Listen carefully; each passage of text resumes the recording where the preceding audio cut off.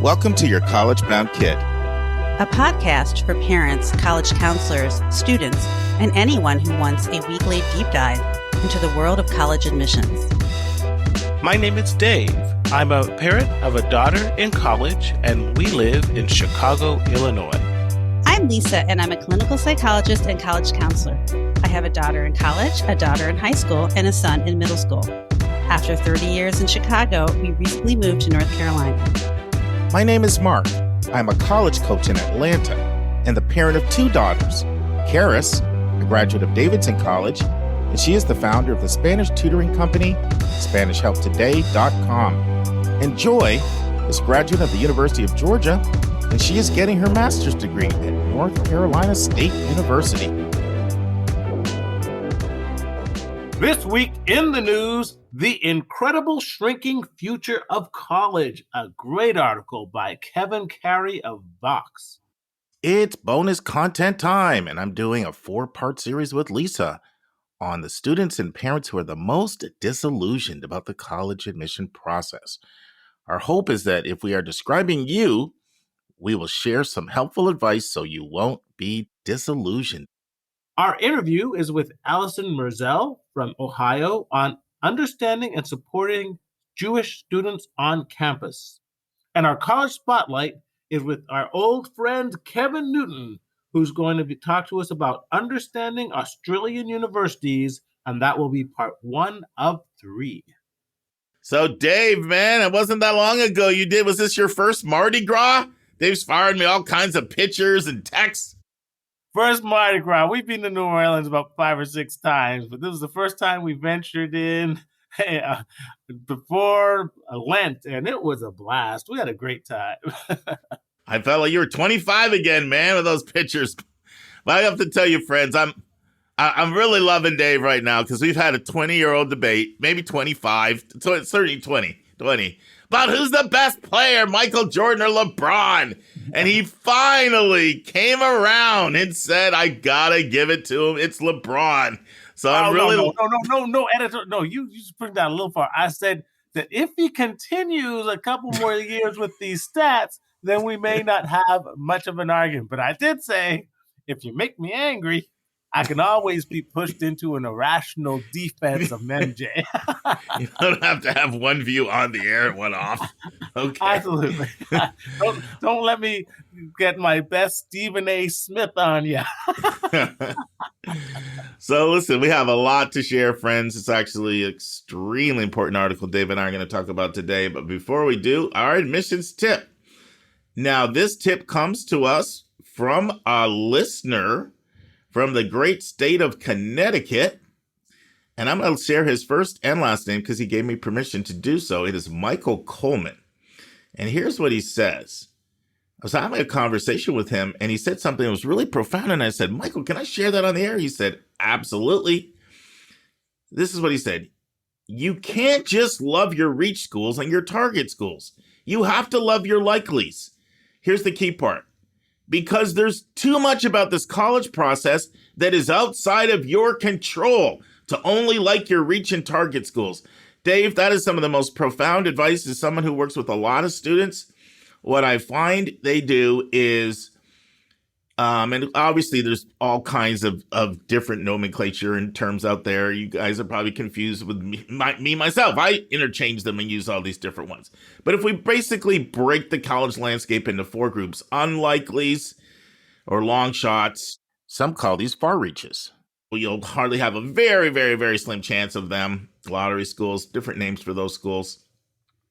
Reach schools, schools that statistically you probably won't get in, but you're close enough that it's worth shooting for it if you like it.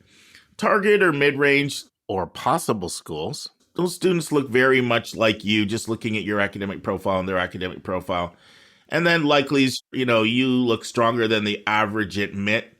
And then safeties, pretty much 95 to 100% chance schools that admit by numbers. If you just break that landscape down using that terminology for now, what I find students do for the most part, they put likelies on their list only because they're either told by somebody like me or their parents or school counselor that you can't, you have to have some insurance schools on there.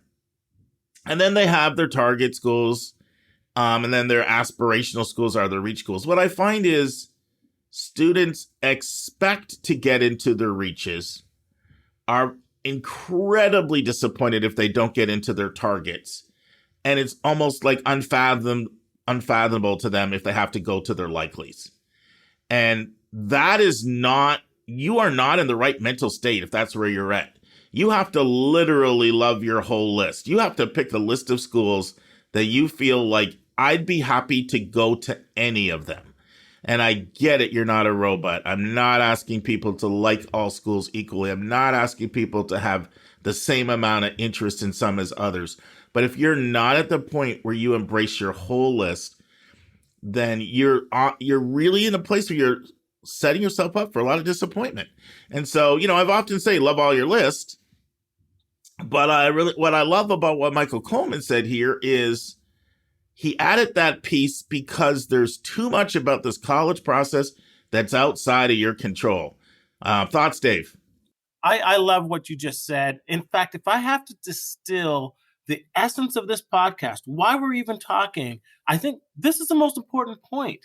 We cannot play this game, and it is a game of all these students flocking to these small minority of elite schools. It's crazy. It reminds me of this movie with Matthew Broderick called War Games. You wouldn't know. Uh-oh, here we go. At least our listeners will know it. Never heard of Michael Broderick. I've never heard of Michael Broderick, and I've never heard of War. Matthew Broderick. Broderick. Sorry. Him either. I haven't heard of him either. But the bottom line, he was teaching a computer not to engage in thermonuclear war because everybody gets destroyed. And the tagline was, the only way to win is to not to play the game. And that's what we're all about. You cannot play this game of trying to focus all your attention on so few schools when the truth is there are hundreds of schools for each individual to consider that they would not only get into, but they would be highly successful at, and it will prepare them for anything they want to do in the future. So, folks, this is exactly the point of this broadcast. In a time when, and this article is going to address it, when in reality, all the cards are with the students in terms of getting into great places. Do not focus on this sliver of schools that everybody says should be my likely or my target and whatever, because that's not a game that you should be playing. It's a game that leads to frustration and to unnecessary pain and hurt. And we are here to tell you how to change the rules. Well, and once again, it's always about capturing the nuance, right? So If someone is appropriate, like your daughter was, nothing's wrong with having some aspirational schools. Nothing's wrong with having some aspirational schools if they're not unrealistic schools, if they're potentially viable. We have listeners all the time that write in and say, my kid got in X school, my kid got in Y school, and I really credit your podcast for that. And I'm talking about some of the elites. We get that all the time. So those listeners are saying, well, I'm sure glad that my kid applied. But one, you have to know your kid. Two, you have to respect the competition.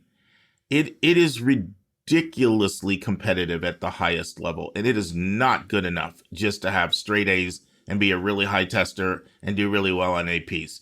There's about 40 schools in this country, when you look at both liberal arts and national universities. It's not good enough to be straight A high tester.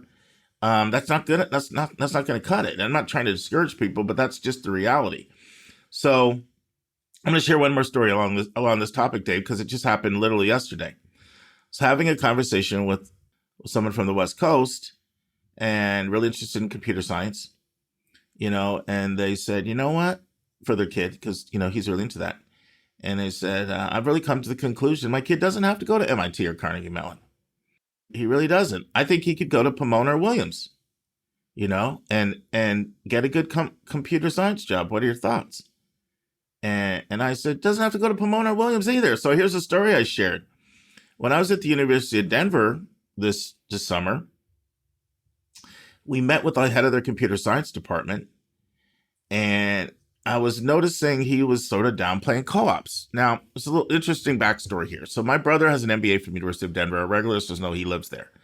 He did his undergrad at Waterloo, which is sort of like the MIT of Canada and is known for its co-op programs. So he has been very involved in high-level leadership at Denver, trying to bring co-op to Denver. He's traveled with the president and their top team to places like Waterloo, Northeastern, and others to look at their co-op program. So when we're meeting with the head of this computer science guy, I say to him, I'm kind of noticing a de-emphasis on co-op. Like I thought you guys were putting a bit more of an emphasis there. And so he's really transparent. You know what he says, Dave? We had to scale back our co-op because students were going off and doing co-op jobs and getting offered six figures if they would drop out right now and not come back. And so the point I'm making is you don't have to go to Carnegie Mellon. You don't have to go to Williams. You don't have to go to Pomona. You don't have to go to MIT. You can go to the University of Denver and come out and do incredibly well. So that's sort of your point. All right. We'll be on this all day. I know you got more juice in the tank, man. What do you want to say? I see you itching there. Well, one last thing. I know people think my daughter, okay, yes, she did go to Yale, but you gave us that advice to embrace the list, which we truly do. 2 points. Number one, getting into Ivy Leagues like Yale is even more difficult now than it was with my daughter for a variety of reasons. But being a Canadian, you know that we actually looked at a broad range of schools, and she would have been perfectly happy going to University of Toronto or other schools on the list. And she really embraced that notion, as I did, to love your whole list, so that no matter what happens, you're going to be happy with the process. And so yes, you are correct. Aim for the stars, but recognize that there's a lot of stars out there, and don't limit yourself to just a few choices. And I have to admit, Dave did live that out, and so did Lauren. They would go to Emory or Pomona or whatever, Hopkins. I mean, all these different places, and they're like, this school's now. I like this one the most. I like this one the most. Any of these schools are great. So yeah, so you embrace them. All right, my friend. So our admissions vernacular is a term you're going to hear come up again as Dave and I talk about the article. It's the Higher Ed Demand Index. And this, of course, is by Nathan Graw. And if you heard my conversation about the enrollment cliff on episode 302, I teased out the fact that Dave and I are about to do a deep dive on the enrollment cliff coming right up. And this is that article. We talked a lot about Nathan Graw, who's really the E.F. Hutton when it comes. I know something. I know who E.F. Hutton is. It's a commercial. He's the E.F. Hutton when it comes to forecasting demographic trends in economists at Carleton College.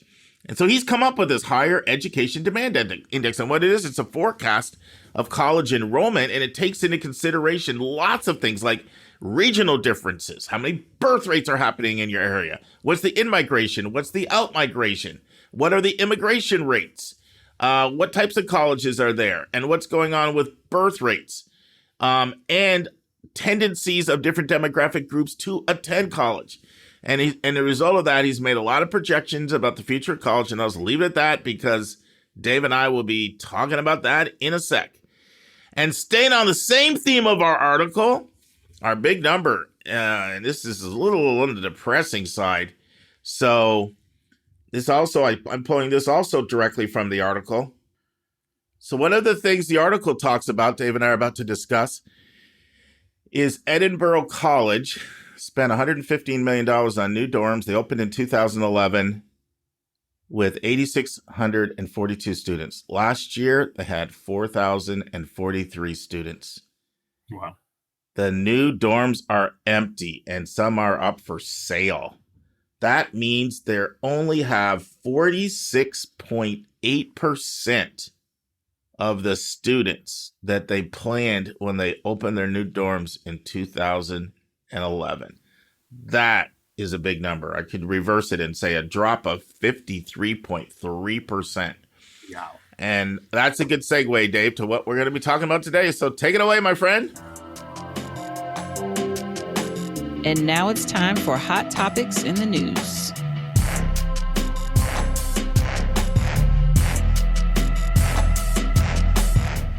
And And the article is called, great title, The Incredible Shrinking Future of College. The population of college-age Americans is about to crash.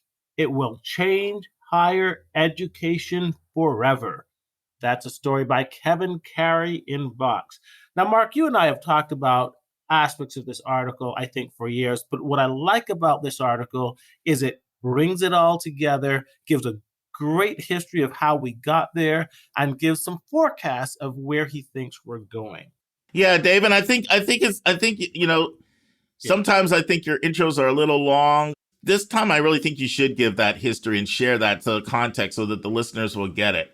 I think it's really important. So take it away and bring our listeners up to pace. I mean, this is probably the topic you and I have talked about the most.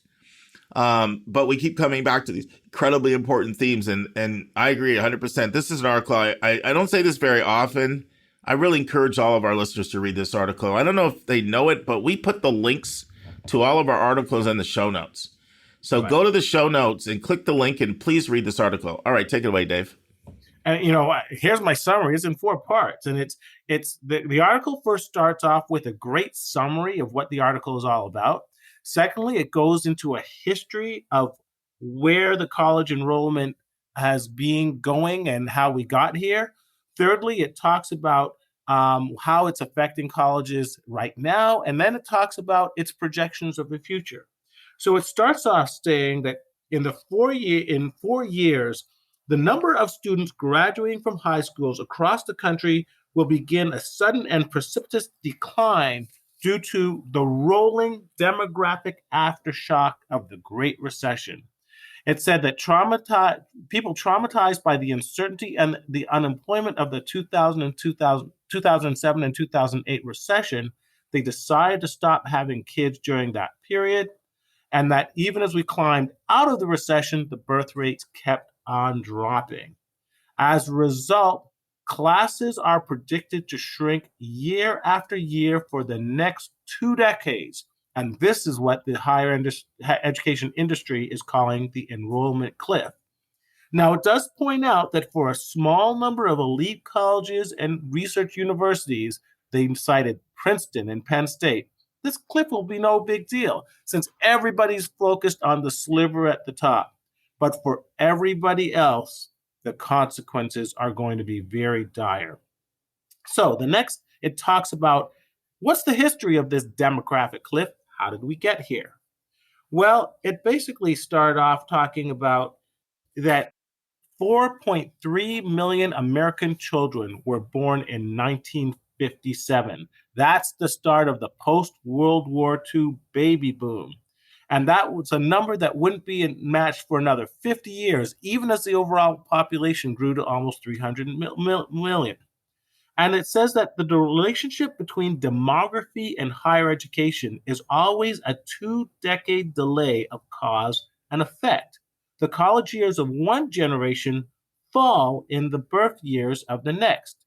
The baby boom meant that by the 1970s, campuses were bursting as the children of mid-century births reached early adulthood, and women increasingly sought degrees in professions that were finally opening up to women. So in the 1970s, that put college leaders in a difficult spot. In the short term, they needed dorms and classrooms and teachers to handle the boomer wave. But they also realized that birth rates had been declining for nearly 20 years since 1957. And they saw that eventually they will drop off precipitously and that the enrollment trends after the 70s could be very bleak. So everybody in the 70s were projecting that in the 1980s there was going to be an enrollment decline, but that never happened. Couple things happened that saved them from this enrollment cliff in the 1980s. The first was the labor market. What happened was, as the number of high school graduates declined from 3.1 million in 1976 to 2.5 million in 1994, the college enrollment rates actually increased, driven by deindustrialization and the collapse of well-paying blue-collar jobs. In 1975, the percentage of high school graduates who chose to immediately enroll in college was only 51%, but by 1997, it was 67%. So I want to reiterate that point, that even though in the 1980s, the number of high school graduates decreased by over 500,000, because the nature of our economy changed, the percentage of high school graduates not only increased, but the percentage of those graduates that enrolled in college also increased as well. So that delayed the first enrollment cliff. But then what happened was from 1985 to 2007, the total number of undergraduates nationwide increased from 10.6 million to 15.6 million. And while the birth numbers had been cycling back downward from the early 1990s, they began to move up again in 2006 and 2007 as older millennials started reaching parenting age. So a lot of people in the college industry were starting to breathe a premature sigh of relief and think we have avoided this enrollment cliff. But then, and this is what the article says, everything went to hell with the 2007 and 2008 recession. This recession, as we all recall, was called the Great Recession because not since the 1930s was there such a precipitous decline in employment opportunities. And the first thing that happened on the Great Recession was that state tax revenues cratered and university budgets were slashed. For example, from 2009 to 2012, Pennsylvania cut public funding for higher education by more than 19%, and nationwide, state funding for college dipped by 9%. Okay, but it also created what this article called, quote, a bomb with an 18-year fuse.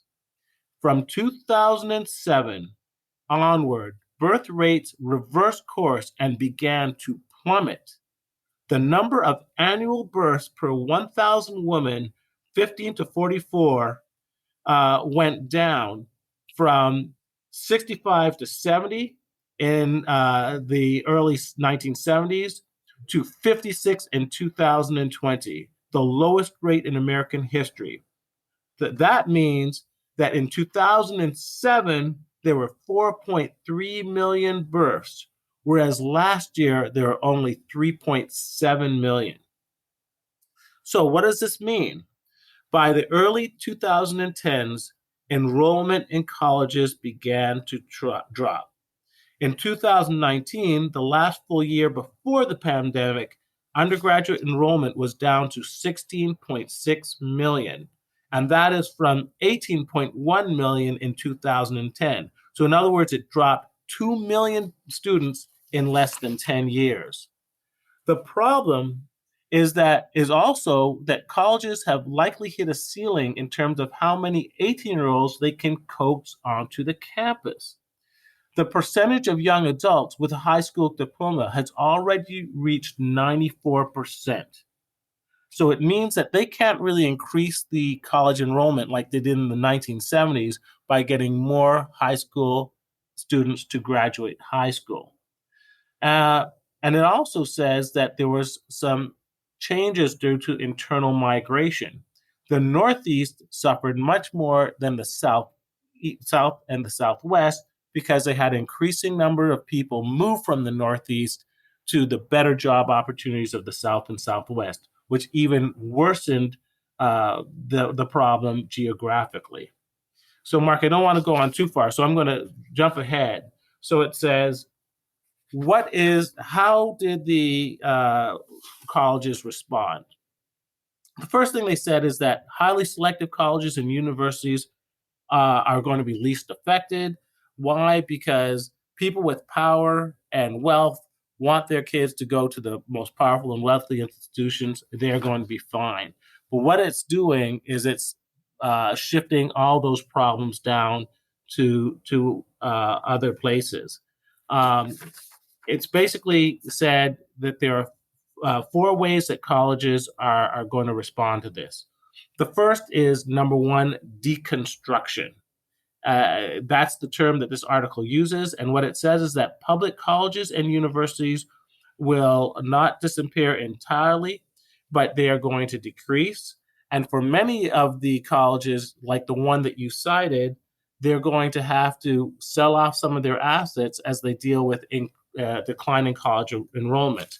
You brought out the example of Edinburgh College that spent all this money on dorms, and now half those dorms are up for sale.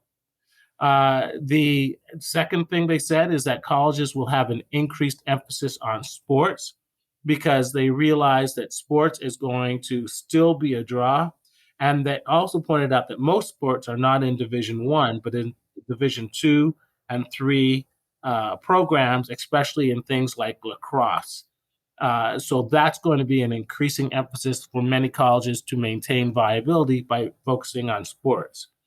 It also said that colleges will step up their use of something called enrollment management, a controversial and exploitive technique for combining marketing, recruitment, and high-powered number crunching to maximize tuition revenue from every student.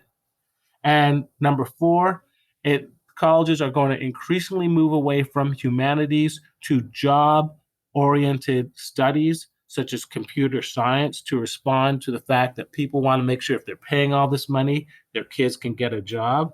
And therefore, unprofitable majors that used to be represented in the humanities are increasingly going to be hard to justify.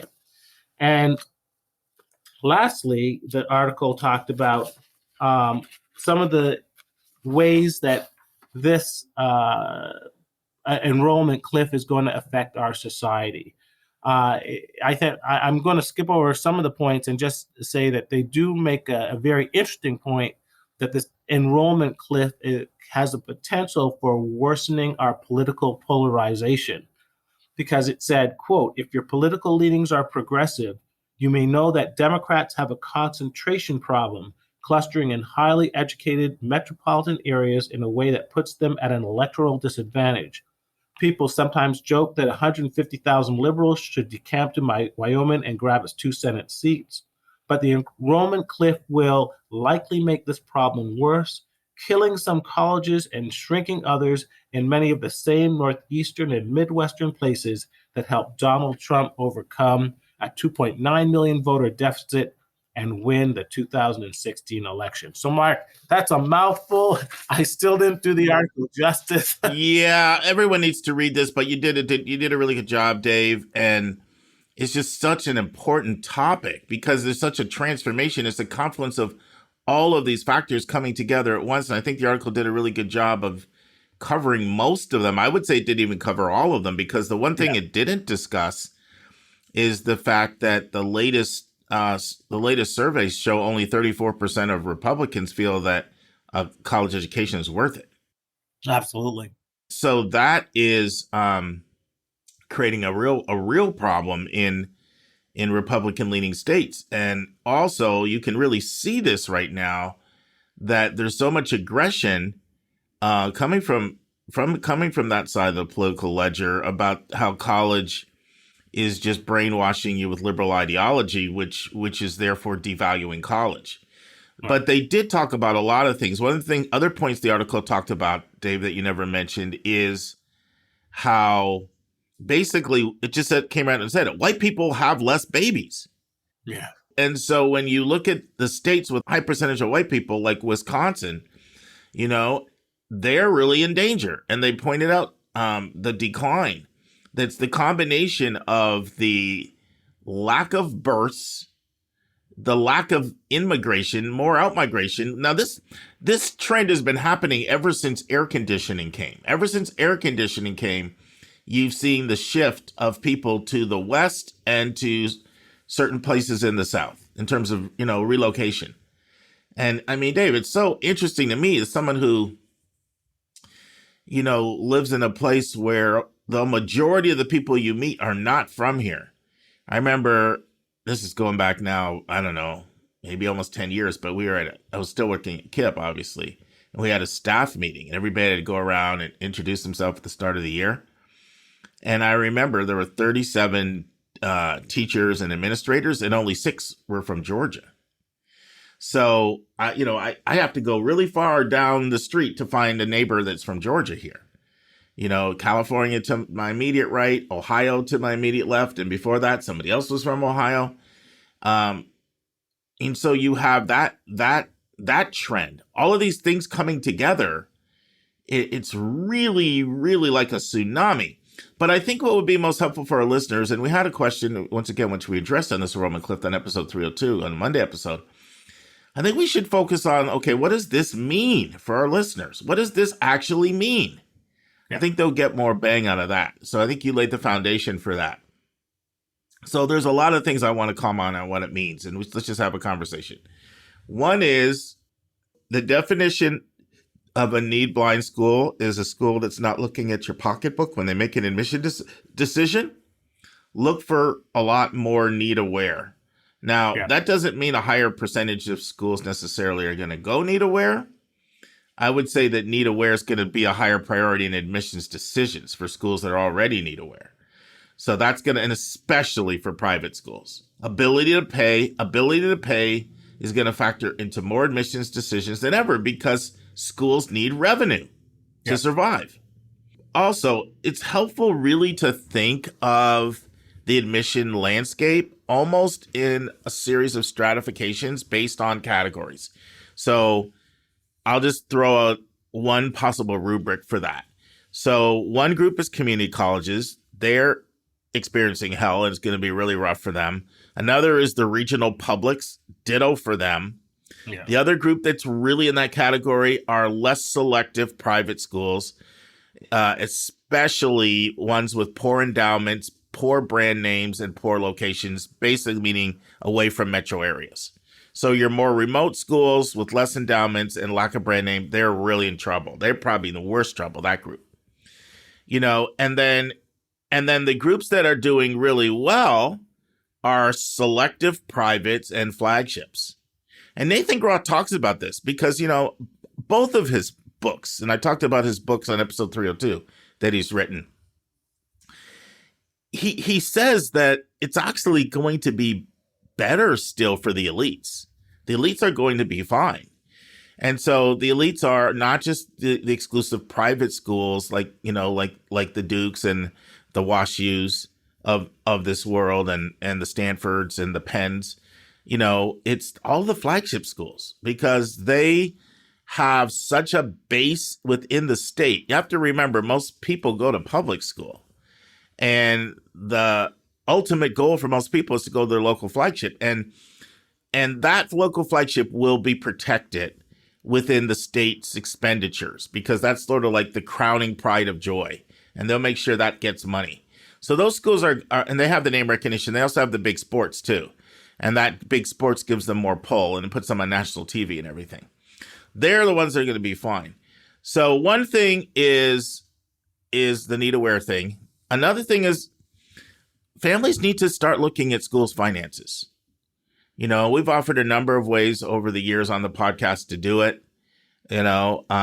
Everything from going and looking at pulling up and looking at their 990s to looking at something like the Hechinger Report and Forbes and some of these other organizations that have come up with metrics and rubrics for evaluating the finances of a school, to simply looking at their enrollment trends. Looking at their enrollment trends is usually a really powerful way to do it.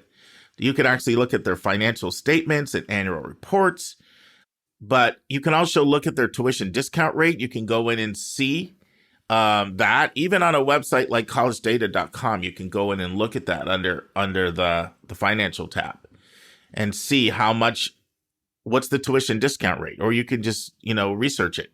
Looking at the combination of the tuition discount rate, which is the percentage off of sticker price that a student actually pays.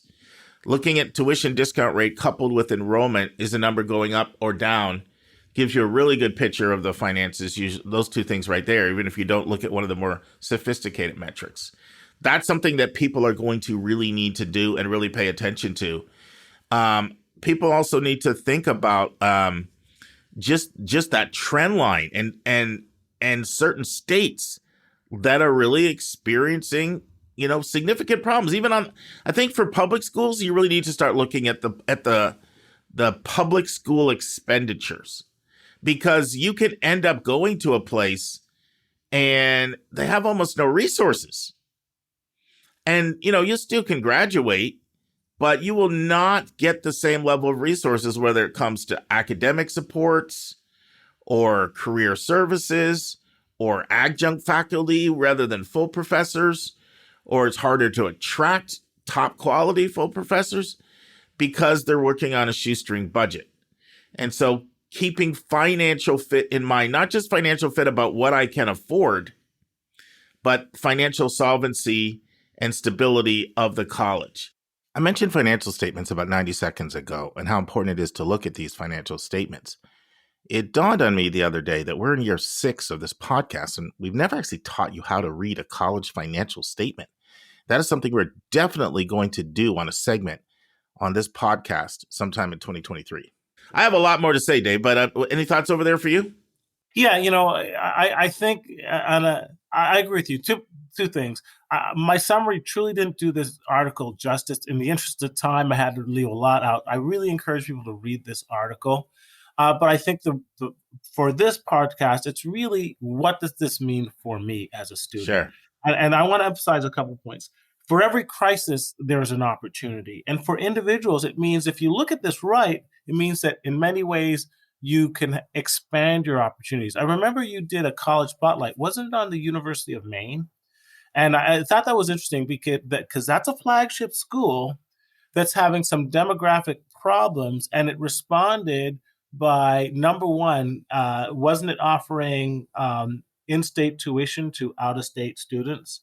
Yeah, it was actually in the news, Dave. It was talking about how they strategically reposition themselves to address their own enrollment cliff by doing a lot of creative things like what you just said, offering in-state tuition, and then a number of other initiatives that they took. And that's part of what schools are going to have to do, is reinvent themselves. Yeah, and that's exactly what I was saying. So look for that trend to increase. So if you're in England, you talked about how tough it is for a student from New Jersey, who usually wants to get out of New Jersey, to deal with the regional competition of the Northeast. It's brutal.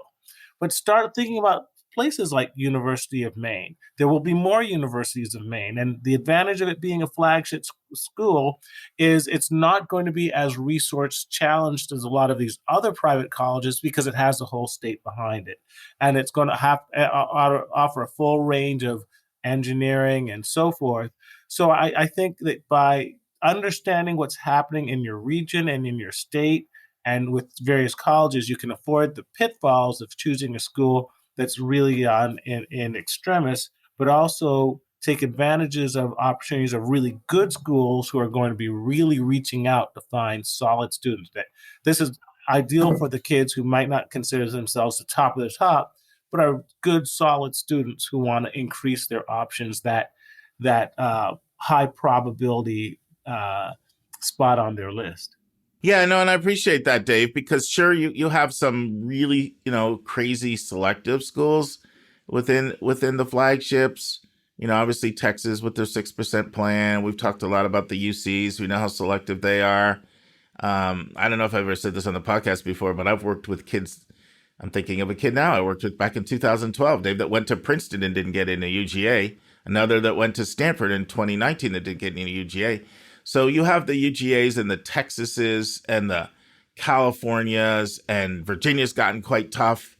UNC's gotten quite tough. Michigan's pretty tough, flagships. But there's so many others that are actually not. Right. When you look at admit rates at places like Oregon and the Arizonas and so many others in the Maines. So that's the nice thing about the flagships is they do produce a range of selectivities, so they can be appealing to a lot of people, and they tend to have really good honors colleges. If someone is thinking, well, I'm like a, 3.9 kid with a 1470 and a 33 ACT, like I want to be challenged. You'll be plenty challenged there. You can go live in an honors dorm with the top kids. And, onto your point of how I think this enrollment cliff and the politicization is changing college, I am stunned at what's happening in Florida right now with Ron DeSantis' absolute war on higher education. I've never seen it before. For those who aren't following, they literally took over what a liberal arts college, completely changed the board of governors, kicked out the president because they want to literally make this previously liberal-leaning college the new Hillsdale of the South, the new school. Mm-hmm. They are introducing a bill in the Florida legislature right now that will allow them to replace every single trustee from the University of Florida with a governor-appointed member who will then have the right to question the tenure of any tenured professor, revoke it at any time if they believe that what they're teaching has theoretical content that is inappropriate or trending towards critical race theory. It's insane. So I'm just saying that there's a lot of kids who might be looking to these Southern schools and might realize, hey, where they're trending is just not where I want to be, and that a lot of these Northeastern schools or Western schools might have a higher appeal because they're not subject to the same political craziness. So that's another way I think the opportunity is going to manifest. Well, and it's also part of that war on education too, because there's a devaluing there. Another thing the article talked about, Dave, is when you're in some of these struggling towns, they have excess land. So they've built all these Amazon warehouses up, and they don't have a lot of people around, a lot of older people. So they're turning to younger people and offering $22 an hour jobs. Yeah. And that's also a deterrent for people to go to college. Yeah. I mean, if you're 18-year-old male and you're like, I can make more money than my dad's making at 40 right out of high school versus go assume all this college debt. So, but I want to turn attention back to another really important thing the article said, and you already read it, but I want to do a deeper dive on it. So it has to do with enrollment management, and because this is really going to impact people. So I want to read the quote again. Colleges will very likely step up their use of enrollment management, a controversial and sometimes exploitive technique for combining marketing, recruitment, and high-powered number crunching to maximize tuition revenue for every student. So some of that is what I talked about, them looking at your pocketbook. But a lot of this is this predictive modeling. This is schools using very sophisticated methodology to figure out who's coming and who's not coming. Yeah. And that's only going to increase. So what does that practically mean? It means that students have to increase their engagement level for schools that they're interested in. Sign on to those podcasts and make sure you sign on to those virtual visits. Virtual visits, yeah. But it's everything. It's the virtual visits. It's the opening of the emails. It's, of course, doing really good, call-specific essays. Visiting in person if you can.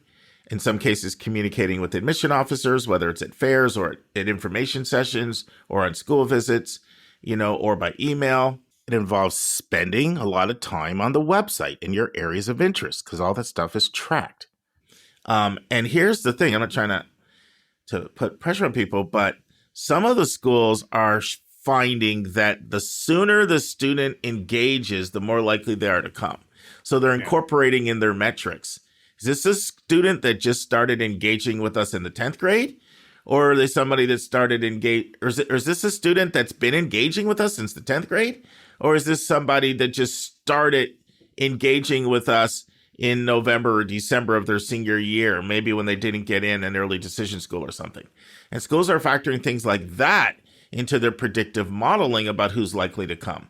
So just know there's going to be more and more and more of a premium on colleges trying to discern who is coming and factoring that in to who they actually admit. And so knowing that that's happening means you on the other end need to do certain, behaviors so that you don't get the label on you of unlikely to enroll. And it makes sense. I mean, for these colleges, it's truly life or death. Sure. So when you're in survival mode, desperate times call for desperate measures, right? Yeah, absolutely. So it means, yeah, you're sitting around and you're looking at how can we make this happen? Now, here's another thing, Dave, that you talked about. It presents an opportunity.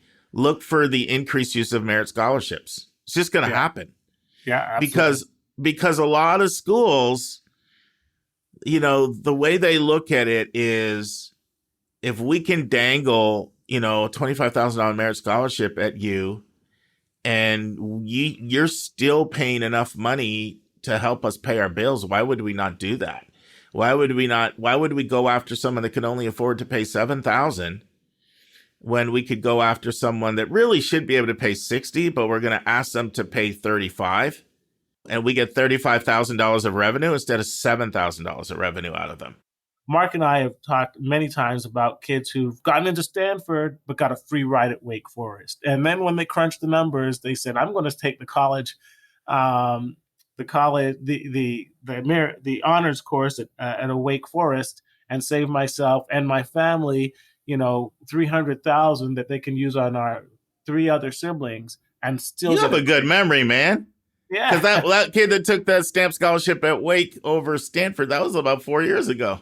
Oh, yeah. Well, they're great, And so I think that's a great opportunity because, we all feel for those really special kids who are just exceptional. And for whatever reason, they're not connected. But let me pull it back, Dave. The need for money, kids are not going to need to be exceptional anymore for so many of the schools. The schools need your money. So what you're going to see is you're going to see more middle of the road kids who come from families of money being offered college at a bargain. Yeah. Now, this is not necessarily going to be the dream school, but, I can't tell you how many times I have the conversation with people. What matters more to you, your pocketbook, or the opportunity to go to this dream school? Sometimes it's centered around prestige, sometimes it's quality, sometimes it's a mixture of all that stuff. It's very, very hard for families that do not have the money to pay full sticker price. And now they have a dilemma. Do I go to Dream U or Reach U if they're admitted there? And I pay $100,000 more, $150,000 more, or $50,000 more for 4 years I'm talking about. Yeah. I would say almost the majority of school students that I work with, Dave, are faced with this dilemma. This is extremely common. And I'm just saying it's going to happen more and more and more. So look for schools to just be dangling money. It's also going to mean that schools are going to do even more of their targeted recruitment toward affluent communities, because they literally need the money that you have to pay their bills to keep their jobs. So it's going to be harder it's going to be even less recruitment into less resourced areas and rural areas. There's going to be more targeted recruitment into higher income zip codes. Right. Also, that's more of a college-going population. But the challenge for that is those are sophisticated families that cast a broad net. They're not just people that look locally. They'll go all the way across the country. Yeah. They oftentimes are willing to pay for more name recognition, and just being around a more selective student body with more ambitious kids and more accomplished kids. So it's not that easy for the Edinburghs, and the article also, we didn't even talk about this, but it also talked about Shippensburg as well, and how Shippensburg is down from 8,326 students to 5,668, 32% drop in less than a decade. Okay, you throw that on top of the fact that Pennsylvania cut its budget by 19%. Imagine a 32% drop in enrollment that hits you heavily, and then the state cuts its budget by 19%. So now Shippensburg's in trouble. So the point is, it's really hard for Shippensburg to go into Greenwich, Connecticut, or Westfield, New Jersey, and places like that, and necessarily think that dangling a big merit scholarship is going to entice somebody, because for one, there's money there, but these are families that will search nationally, and a lot of times they're willing to pay an extra $150,000 for 4 years for the right school. So it's a real dilemma. And I think this is a topic, Dave, that we've been doing this. We've been coming back to this about once a year. We have to talk about this at least once a year, at least. It's just so profoundly shaping higher education right now. Yeah. Anything you want to leave our listeners with? To wrap up, and we've mentioned this before, is that students don't often think they're in the driver's seat. They often think that they're victims of a system where there's too few colleges and too many students, and that's just not the case. And the take home I want students to realize is that in all this chaos, there's increasing opportunity for them to find great colleges at a great price. I believe no one should be paying full sticker if they don't have to. Everybody should know that there are wonderful choices. And at the end of the day, there's so many colleges that will get you where you need to go. It's going back to what Frank Bruno says. Sorry, help me, Mark. Frank Bruni. Where you'll go is not who you'll be. Frank Bruni. Thank you. And friends, just keep an eye on the college's finances. Keep an eye on it, because there are a lot of schools that are decently resourced. Some well-resourced and decently resourced. So not every single school is completely, in decline like this. But I don't see very many families that talk to me or ask me about the financial stability of a school or the financial health of a school. I do want people to pay more attention to that, because it really can impact the quality of the experience. Yeah. It really can. Like, and you can see it in different things. Like, okay, look at things like the ratio of the career counselors to the number of students. Okay, that's really important in your career center when it comes to getting a job. Friends, there's a book that I've recommended before, and I can't recommend it enough. It's called College is Worth Your Money. It's really, really worth you picking that book up, the 2023 edition, produced by our, great work that people at College Transitions do. And it really goes into a lot of this type of data we're talking about. Like, for example, it shares in there the ratio of members in the career center to the student body. And you can see, things like that. Who's got the resources there? And that's what I want people to do, is to look under the hood. Look under the hood, and don't just go for the shiny brochure.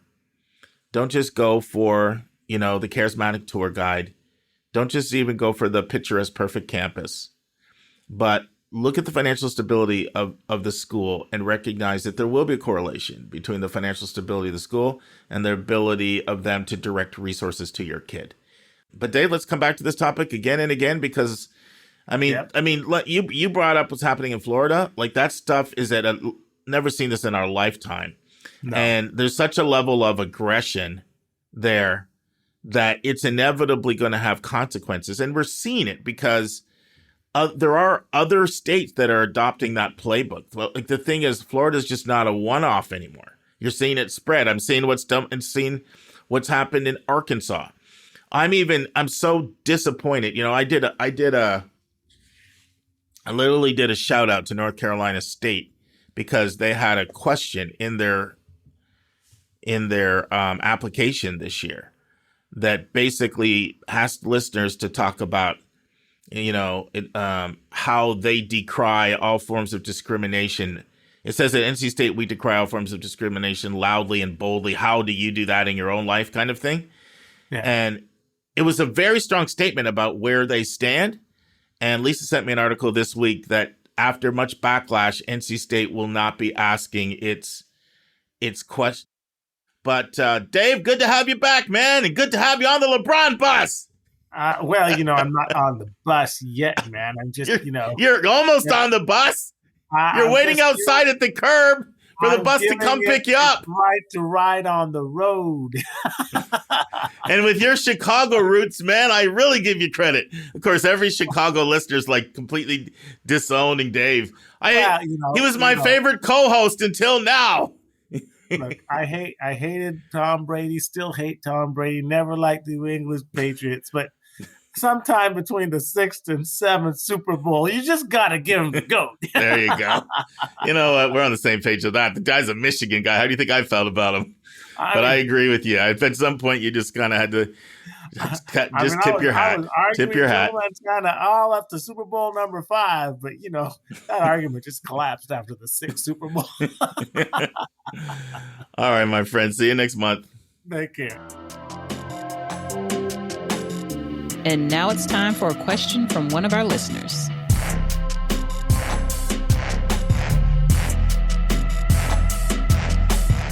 Okay, Lisa, we're just going to dive right in this time. Because I've been talking about this a lot, working on a blog article on this, but I'm a better talker than writer, so I guess it'll come out first in the podcast and then eventually be in blog form. But it's been a long time since we've done bonus content. Remember bonus content? We've been not on top of our bonus No, we've been content. speak piping it. Yeah. Been caught up in the speak pipe drug. No, I kind of feel like what our listeners ask is pressing, and unless it's just something super urgent, I feel bonus content can wait. But it's time for bonus content because this is something that's really been on my heart a lot. And what it is who are the most delusioned people with the college process? I mean, and I mean, when I say delusion, I mean You mean disillusioned? Sorry, it was disillusion. I'm like, if why you're is it not coming out right? And they're delusional, and then they're I'm like, why is that psychotic word not coming out right? Which, Disillusion. there's probably 4 types of people who are delusional about the college process, but disillusion. Today's bonus content. Yes, disillusion. Thank you. It's like that wasn't sounding right. The most disillusioned, and I've been thinking about this, and I want to talk about them, have a conversation, hopefully you. The reason for this is not to dispirit, to demoralize, to inject cynicism. It's to help you to catch yourself if you're in one of these 7 categories, to protect you from despair or to diminish despair. And so we'll just dive in and have a conversation about the 7. These are the 7 groups of people that I find are the most disillusioned with the college process. So the first, and this is not in any order, is in the order it pops in my head when we talk. The first is alumni. Mm-hmm. Alumni kids applying to their institution where their parents went at a highly selective school. Mm-hmm. That group feels like, especially the parents. This is mostly parents here. It can be kids and parents, but it's mostly parents. They feel like there's been a connection that they've had to that school, and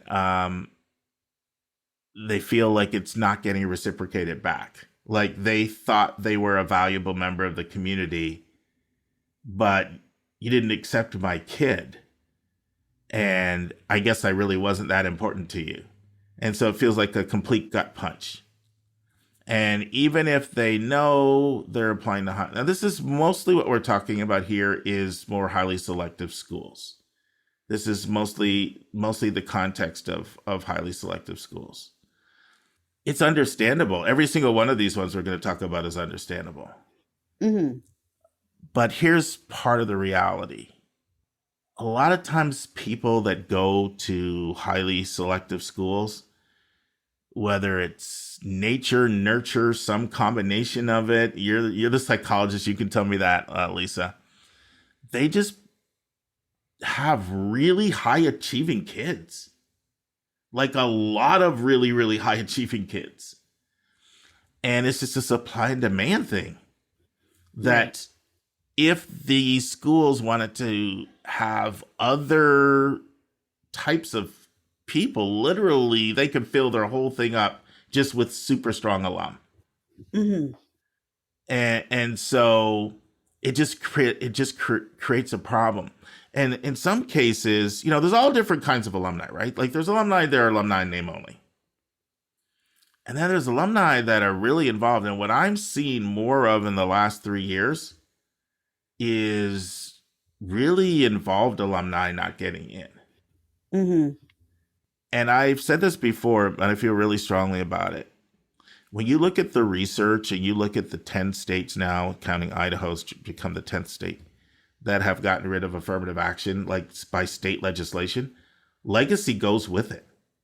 It's very hard for them to make the case that, okay, in some cases, not all cases, but your historic disadvantage is not a factor at all, but historic advantage can be a plus factor. That is a very, very difficult case. And most people don't go for it. And if you even look at some comments coming up from some of the most conservative members of the Supreme Court, they're suspicious of legacy admissions. So I will go on record as saying that's about to be a massive showdown battle, because a lot of schools are not going to want to give up some aspect of legacy for lots of reasons. You know, regular donors, higher percentage of donors, better predict, more likely to come, yield rates, and other factors. So this is just the next big battle that's about to ensue.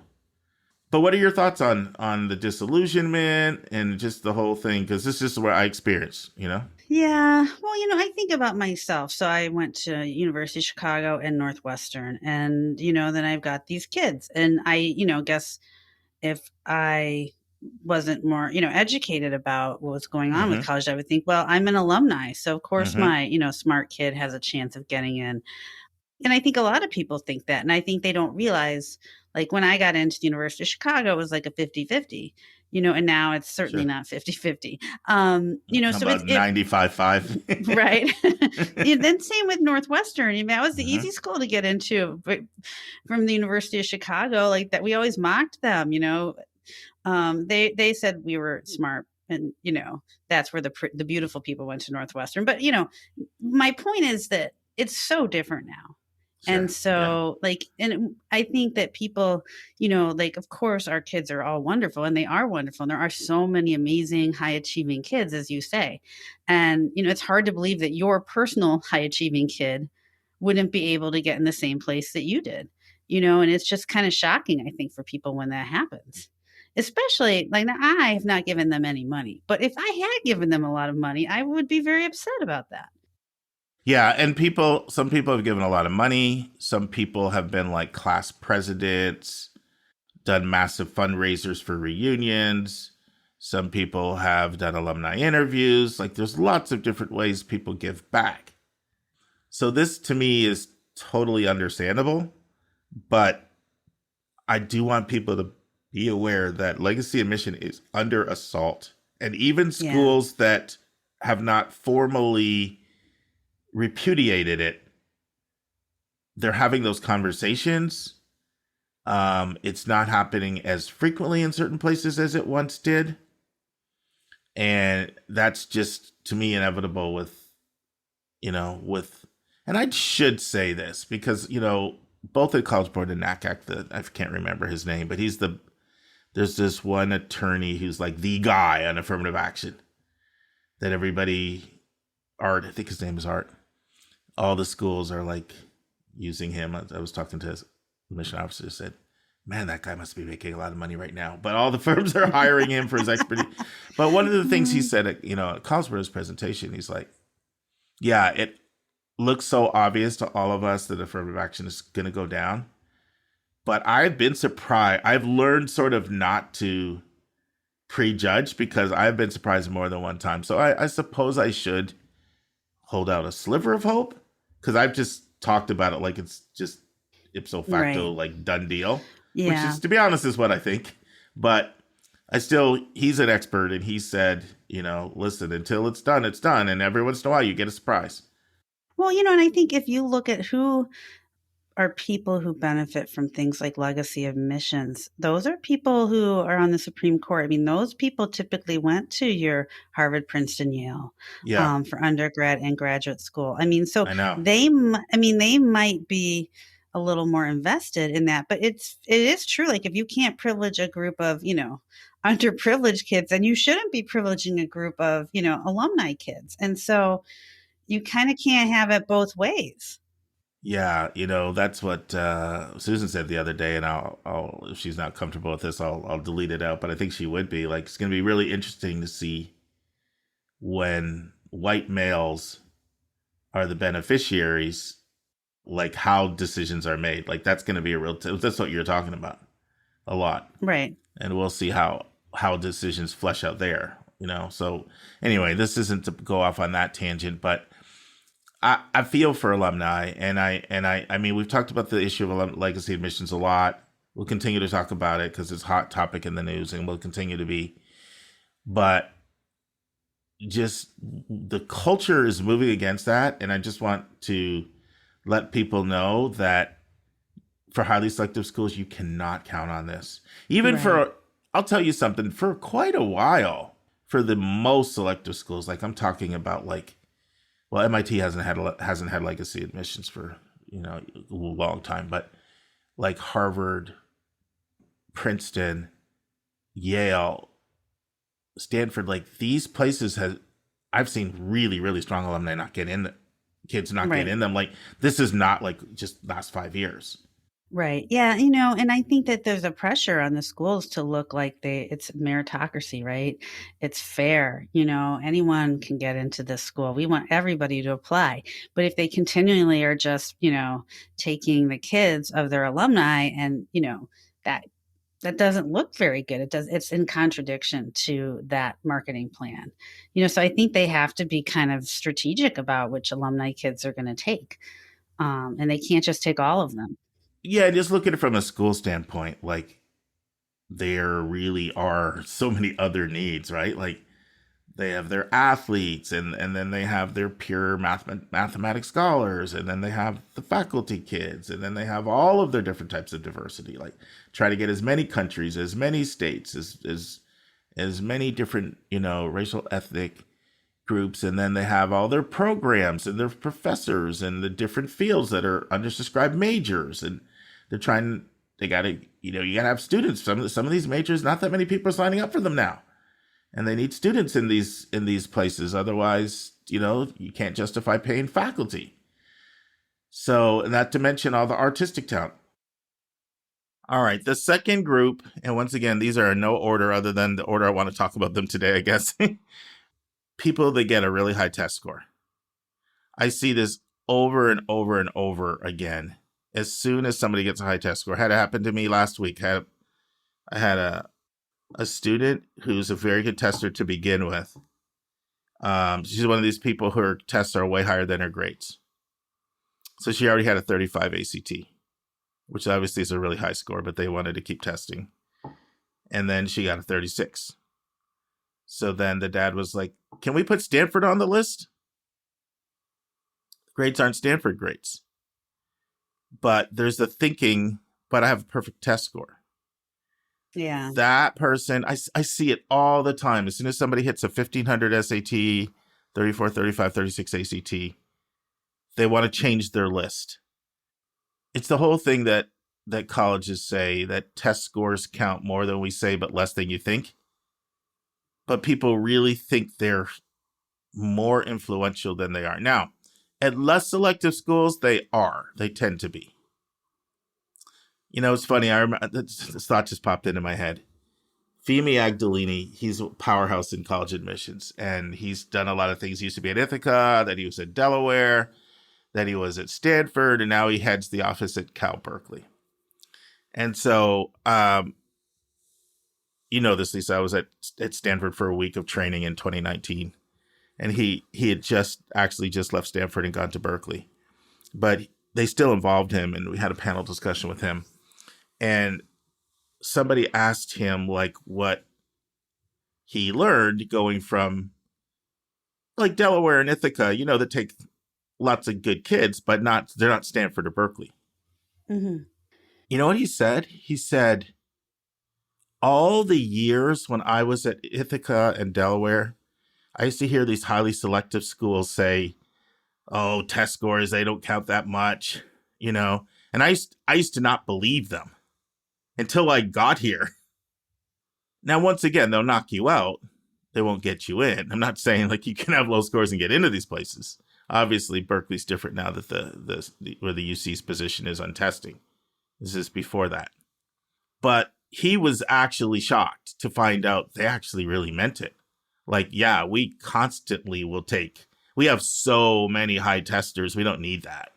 Mm-hmm. We're not impressed by any test score at all.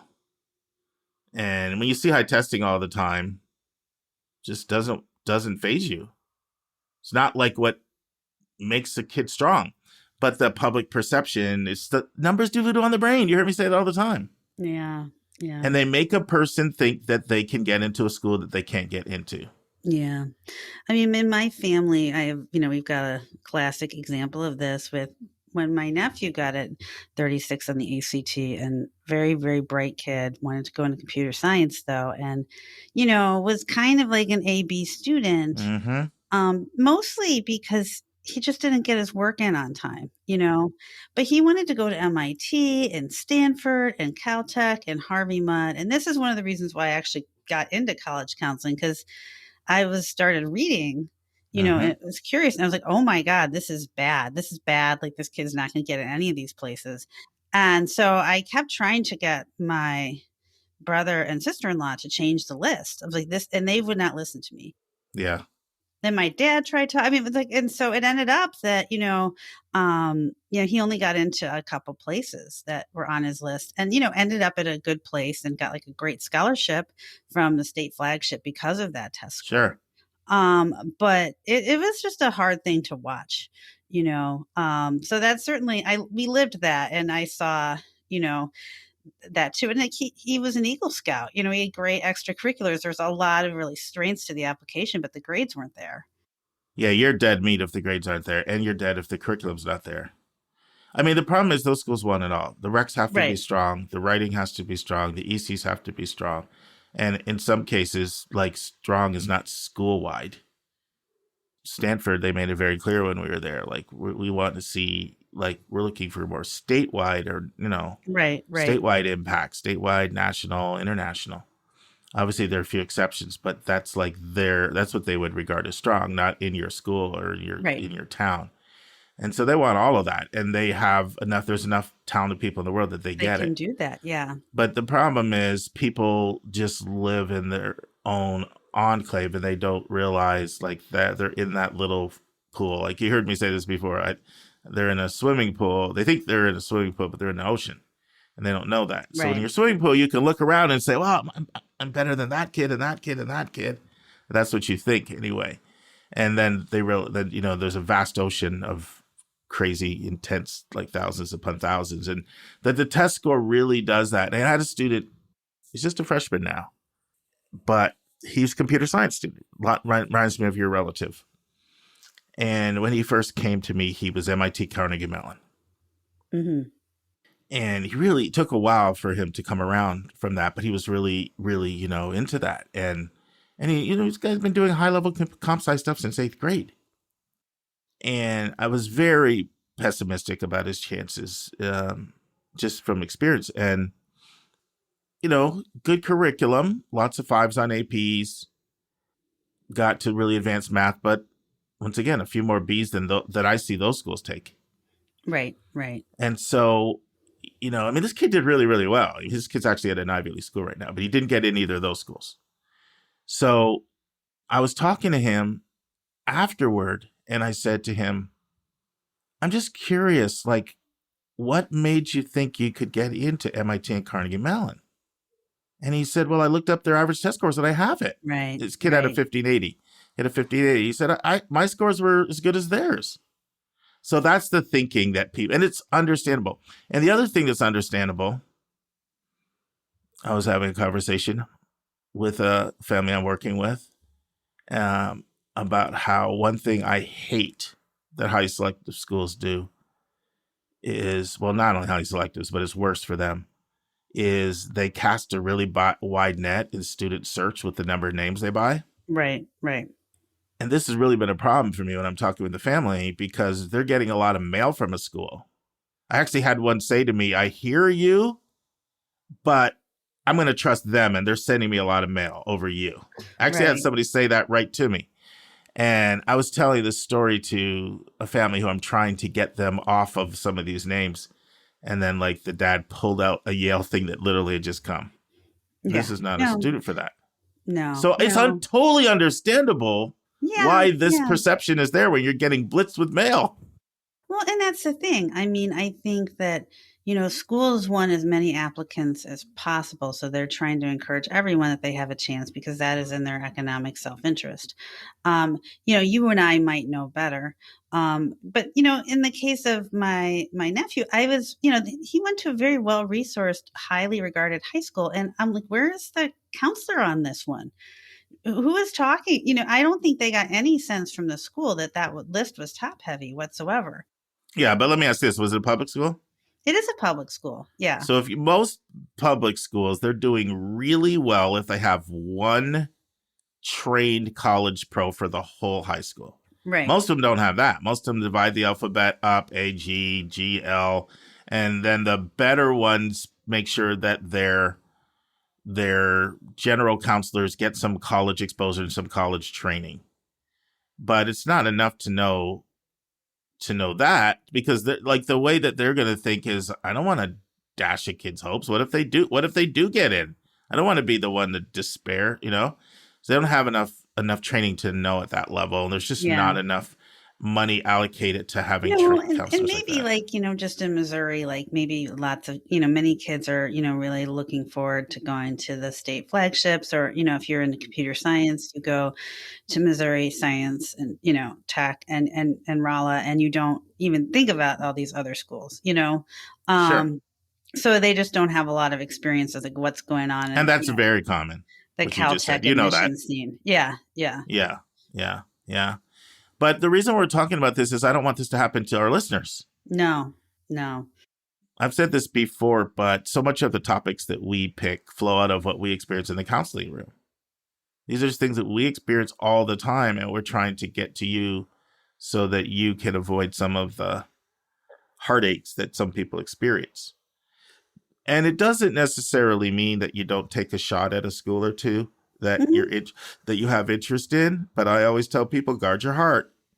And I don't want you setting your heart on that. And I want you to be able to put together a real quality application and literally not expect to get in. I know I'm asking a lot, but you have to look at the statistical odds. You have to realize that, respect the competition. This is one of these really low acceptance rate schools. You're not the only hotshot in that pool. Most people are. So your statistical odds are that you won't get in. And that's not easy to do a quality application, but yet not to expect to get it. Because if you go too much down that line of cynicism, pessimism, you almost like, well, why put that much effort into it if it's not going to work? Right. So it's like a tricky thing I'm asking. But I feel like it's the only thing you can do to be fair. Otherwise, you just keep people just keep feeling like they're getting punched in the gut when they don't get in. Friends, this concludes the first part of what will be a 4-part series. We are not even done discussing test scores, and we still have 5 more areas to discuss beginning next Thursday. We hope you join us next week. And now this week's interview with a special guest.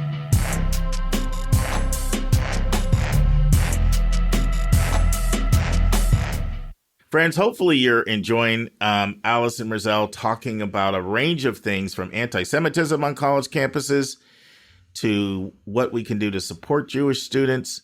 To me, it's one of the most interesting interviews that I completed this year, and hopefully you'll enjoy as we continue right now with part 3 of 3.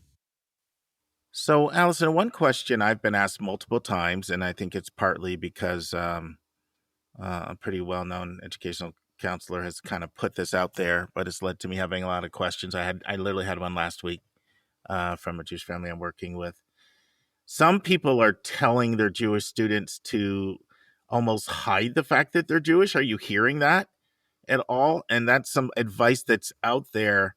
One, have you been hearing that? And 2, what do you say to people if you do hear that? So I actually read a post that another educational consultant had put out on Facebook to suggest that she was telling her students to hide that information. And certainly this is a personal decision. Mm-hmm. I do not necessarily agree with that, because why are we asking our students and ourselves to hide who we are, that is a big part of a student's identity. And Right. certainly if a university is going to evaluate a student poorly because of their Jewish identity, then that would not be a place that I think that student would belong, right? Yeah. I certainly, for my own children, I absolutely would not have them hide who they are. I mean, a lot of what they do is also going to show up, in the activities that they participate in the choices that they make at the summer camps that they attend. Like, this is a huge part of who they are. And I want them to attend a school where that is going to be valued and appreciated. And if by sharing that information, it means that the student does not get an offer of admission, then maybe that was not the right place for them to go. We are 100% on the same page. That's my advice as well. Two things. One, be authentic. You're not being authentic to hide who you are. Two, a lot of times they can tell. A lot of times people could tell by names if they really needed to. There's certain names, not always, but Sure. you know that. And then the third point you made, like, do you really want to have to fake and I say like do plastic surgery and pretend you're somebody different than who you are in order to get in? If that's the case, then do you really want to be at that institution?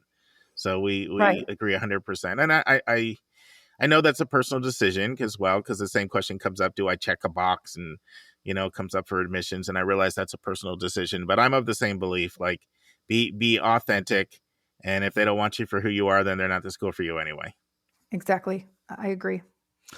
So there are a lot of non-Jewish listeners that may want to be very supportive of Jewish students. What can non-Jewish students do to be supportive of Jewish students or help the cause against anti-Semitism? Anything at all come to mind? Sure. I think absolutely stand up for your Jewish friends and peers, right? Defend them if you hear false information, educate yourself from credible sources. There's so much misinformation, particularly on social media. So don't believe everything that you read or hear. Listen to your Jewish peers and friends about their perspective, right? And I think you said this quote earlier about Albert Einstein saying, if I were to remain silent, I'd be guilty of complicity. And so stand up and speak out when you hear things that are wrong. And I think also, if you're on campus, go to events that are sponsored by Jewish organizations. These events, these dinners that Hillel puts on, they are open to everyone. Learn about another culture, right? Attend an event, participate, show others that it is okay, and just be supportive and be an advocate, right? Be an ally for your peers. I think that is really, really what's most important. Yeah, and that knowledge piece is very important that you mentioned too about educating yourself. So are there any resources that come to mind, either history books or books in general? You've already given some, just that educational consultant and what she's doing would be certainly one. And you've already mentioned some, but is there anything that comes to mind, like a book or, any other resource that might be good for educating? Yeah, so there are a few organizations that are really experts in this space. So one of them is the Anti-Defamation League. Another one is American Jewish Committee, and another one is Stand With Us. So those three organizations have a wealth of resources on the history of anti-Semitism, educational resources, toolkits oftentimes for campuses. I would also add the U.S. Holocaust Memorial Museum. They have a ton of educational resources as well to learn about anti-Semitism. So those are all excellent places to go. Stand With Us is an international nonpartisan organization that supports Israel and fights anti-Semitism. They have a campus division. They have actually fellowships for high school students and college students. And so that would be another. And then finally, I mentioned earlier the Amcha initiative and this report that they have on campus anti-Semitism and the assault on Jewish identity. So they also put out a ton of resources. And I'll make sure that you have access to these links to these organizations in your show notes, if that would be helpful. You just read my mind. And so please send me those so we can get them in the show notes, because I know what it's like. Someone can be very well-intentioned. We have research. We know what percentage of people listen while they're driving, while they're jogging, while they're shopping. And sometimes Right. it's not always convenient to jot these things down depending on how you're multitasking. And so the show notes can be a great resource for people to go back and get them. So I'm going to rely on you to get that to me, and then I'll make sure that we get that out to everybody. So You got it. No problem. Let's take a break to learn about Mark's recommended resource for the week.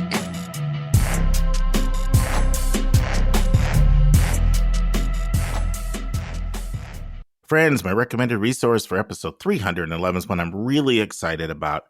Um, we started this podcast partly because I was a podcast junkie, and I continue to be a podcast junkie. And there's another college admission podcast I really like a lot. I want to share it with you. It's called Admissions Beat.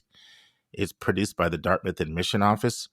Lee Coffin, who is over that office and has more than 30 years of experience.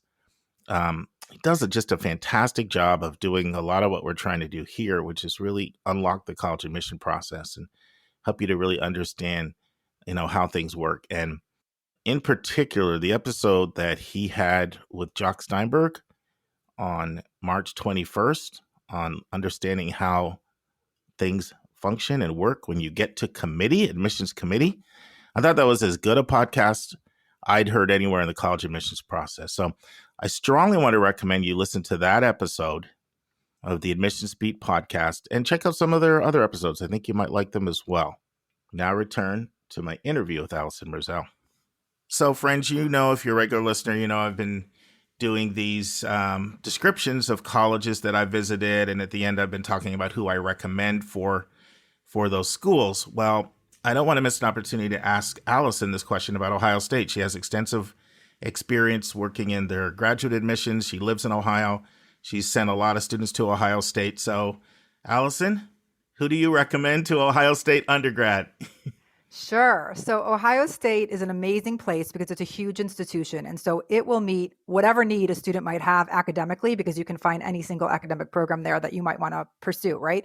I would say a student that absolutely has a big love for college athletics, right? As you know, Sure. Sports are a big thing. The Ohio State Buckeyes are a big thing. So a school that has strong academics and strong athletics, a lot of school spirit, because it is a big place, you have to be a bit of a self-starter. So there are tremendous resources available, but you have to be someone that wants to go out and look for them. They do have a really highly successful first-year experience that makes a really large university feel small. That's something that I feel like a lot of people are surprised to know. So they really don't want you to get lost at Ohio State. And that first-year experience is great. But I would say after that, you want to go and seek out those opportunities. Ohio State can be a great place for students that aren't exactly sure what they want to study, because when you apply to the Ohio State University, you are admitted to the university and then referred to different colleges or academic programs. So perhaps if you can't directly get admitted to a program of interest, you can start out and take some courses as prerequisites and then apply to get in later. For example, if you're interested in attending the Fisher College of Business, or if you want to go to the College of Engineering, there are ways for you to navigate that path, even if you can't directly enter as a first year fall freshman. You also have to be comfortable with the cold. We do live in Ohio in the Midwest. Winters can be cold. So if you're comfortable bundling up and playing in the snow, there's a fun tradition at Ohio State at Mirror Lake, which is a lake that gets really, really cold, where all of the students kind of jump in the lake in the winter. So Ohio State has lots of fun traditions. And that's something that I think is important if you go to school there as a student that wants to be actively involved in a campus community and participate in lots of fun traditions. Ohio State is located in Columbus, which people might be surprised to know is the 15th largest city in the country. And so while you can argue that it's a college town, it really is a city. So it's really helpful for students that are looking to gain professional work experience, because you are going to school in a place where you have access to tremendous businesses right in your backyard. So for internships and professional work experience, if you're trying to leverage that, Ohio State is a great place because it's not just an isolated college campus in a college town, but you're in one of the country's largest cities. I'm really glad you mentioned that, because I oftentimes will put Ohio State on the list for people that want to be in a city. And I've been to Ohio State quite a few times, like 4 or 5, but none recently. But I looked up the size of Columbus. I didn't realize how big Columbus was. Yeah, and the metro area keeps growing. And actually, Yeah. I'm sure you might have heard that, Intel, this new chip plant that is being built, is being built out in the Columbus suburbs. So there's going to be a lot of huge new job development tied to Intel, which is going to be specifically benefiting the Ohio State community as well. Yeah, and I'm always glad to shout out Midwest schools, because I see where that term flyover country comes from, because there's a sizable number of people that will say, I'll look east, I'll look west. And I'm like, what about all these great Midwest schools? Now, you may not experience that because you live there. No, but I had, when I was working at Ohio State, I often had to sell. I mean, that was my job, right? To Sure. communicate why people should come to Columbus, Ohio when they're looking at other places that might be geographically more desirable. But the cost of living in Columbus is fantastic. It's a great, it happens to be a market where it's a test market for retail and restaurant concepts across the country, because we tend to be a microcosm of the population. So a lot of times we will get new things that are piloting here in Columbus, Ohio, which is nice. And there's a big startup community. The state capital is in Columbus, Ohio. We've got big insurance and banking and retail. So lots of different industries here, automotive, distribution and transportation. So lots of huge distribution facilities. So for students that are looking to study transportation and logistics and operations management, that's all nearby. So lots of compelling reasons, to come to Columbus, Ohio and study at Ohio State. You are very compelling. I can see you being effective in admissions. Which one do you like better? Admissions or sending or receiving? I really enjoyed both, but right now I will say it's super rewarding to work with students and kind of to launch them off into, wherever they are going next. So Yeah, I think I would say the same thing. Both were super fun, super rewarding, very fulfilling. It's. I still wish I could convince more people to go into admissions, but I understand it tends to be something most people, unless you go that tour guide route and you just love being a tour guide, then you got more involved. Most people stumble on it sort of at some point in their life if it's meant for them. It's one of those things that doesn't sound appealing to a 16 or 17-year-old when I talk to them about it. But those of us who have done it, it's just exhilarating. Absolutely. It was, it set me up for what I'm doing now. And I certainly would have never pursued that path had I not worked in the admissions office in graduate school, right? That's what kind of opened me up to it. Well, you know the drill, Betsy. You're a regular podcast listener. You know how the lightning round works. You know how the hot seat works. But before we transition, is there anything that you didn't say that you want to say?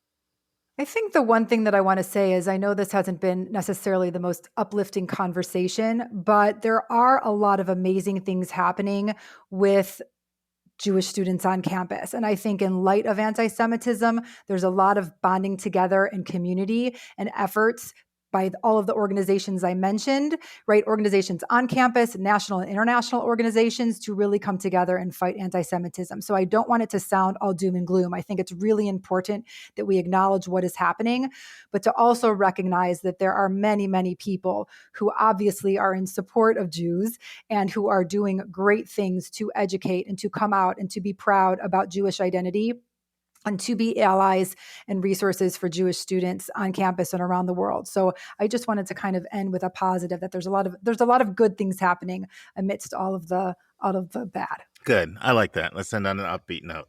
All right. So here we go, Alison. How do you have fun? How do you relax? How do you unwind when you're not working?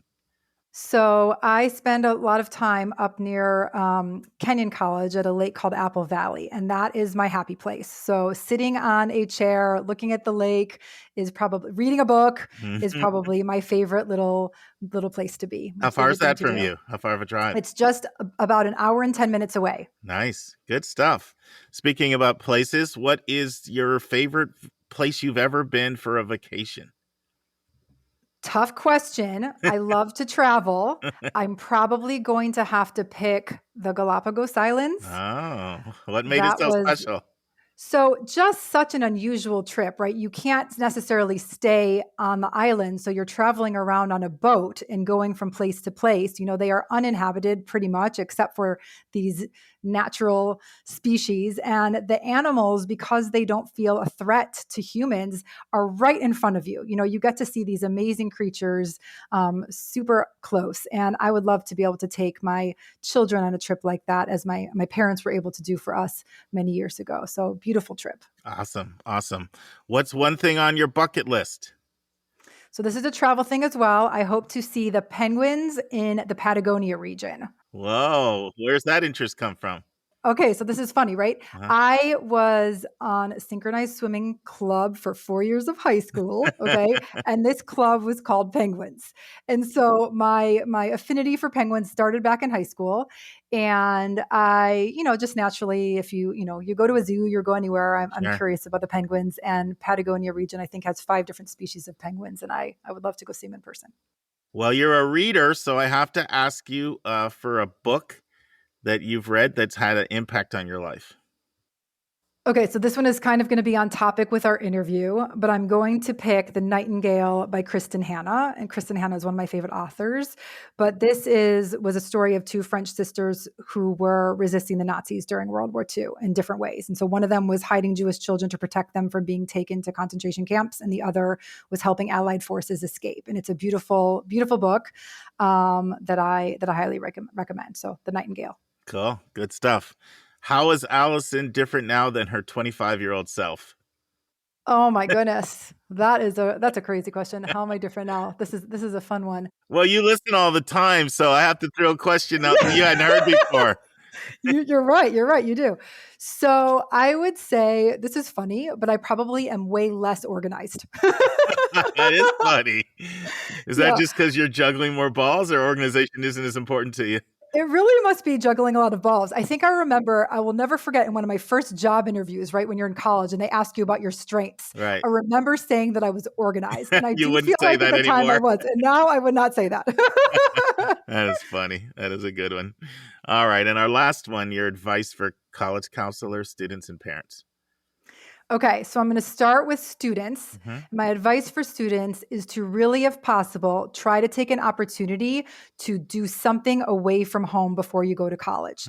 So I find that the students who have had the opportunity to go to a summer camp, Residential? yes, Yeah. either spending time away at a summer camp or doing a program, even if it's for a week, right? Mm-hmm. The students that have had the opportunity to be independent and live on their own, even for a short period of time, I feel are much more prepared to transition to live away from home when they go to college. Advice for parents is to let the student drive the process. So as I say to parents all the time, right, the student is the one going to college.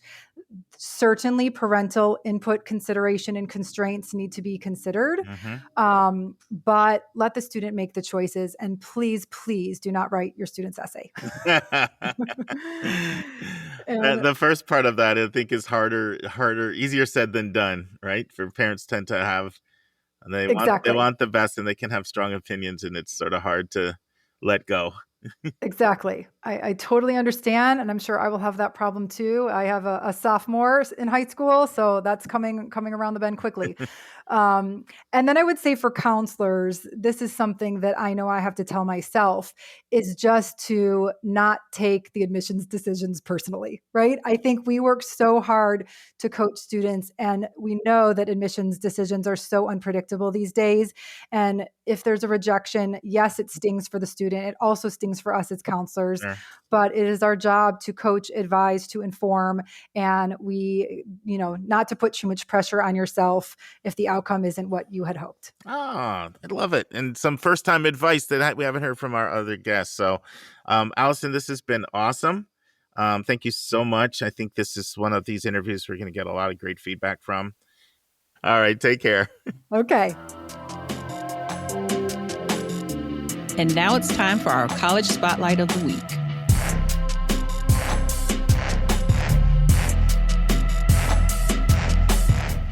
Friends, I'm here with Kevin Newton, longtime participant, contributor. He's our international expert in Dallas, Texas. How you doing, Kevin? Doing great, Mark. How about yourself? Great. So maybe for your first-time listeners, you may not realize this, but Kevin went to overseas for his master's work, and he has developed a specialization of exclusively working with students that go overseas. And we like to have him on about once a quarter. It's always our goal. And every time we do, Kevin, we get great feedback. I remember you came on and you did Dutch schools, and then I got a response from a listener in the Rocky Mountain area saying, I don't know where else I would go to get a podcast on Dutch schools. And so I think some of the work you do is some of our most unique. Like, I like to think we do great interviews with, the Purdue's and the Wisconsins, the Michigan States, and the the UCLAs of the world, and we go in some real depth. But there are some other people out there that are interviewing U.S. schools with some depth, and so this is like really unique, and I get excited every time you're here. So why don't you tell our listeners what we're going to talk about today?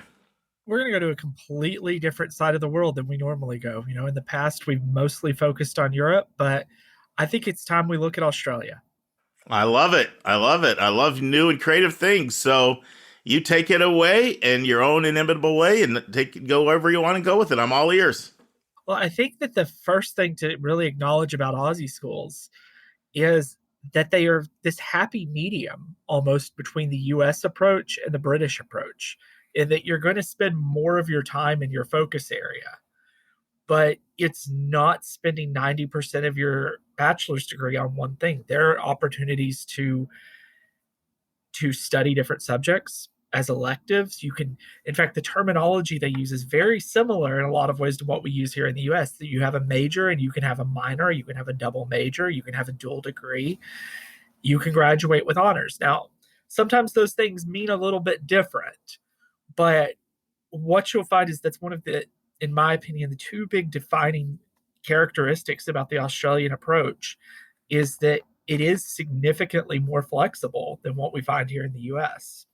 I have a question. Do you know how for so many of the European schools you're applying into a field of study and you need to kind of know what you're going to apply into? Is it similar that way, or is there more flexibility there from sort of the admission side of it?